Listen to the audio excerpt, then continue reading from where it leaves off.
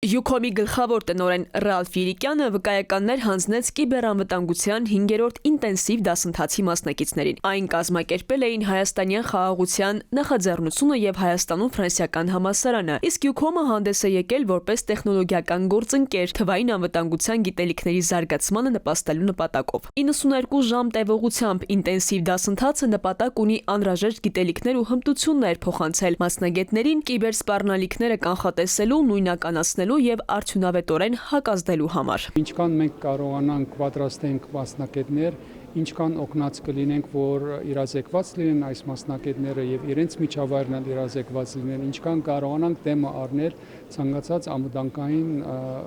խնդիրի։ Ուսուցումը վարել են ճանաչված փորձագետներ Ռենի Սեն-Մալոյի տեխնոլոգիական համալսարանի կիբերանվտանգության դասախոս Սեբաստիան Բարգիչյանը եւ Օրանժ ընկերության անպային ճարտարապետ Նիկոլա Ռենարը։ Կիբերանվտանգությունն այսօր կարևոր տեղ է զբաղեցնում Հայաստանի ֆրանսիական համալսարանում առաջարկվող կրթական ծրագրերում։ Այս դասընթացի կազմակերպումը լիովին համահունչ է մեր ռազմավարական նպատակներին, նորարարության խթանման եւ ժամանակակից թվային մարտահրավերներին առերեսվելու ուղղությամբ։ Դասընթացը շատ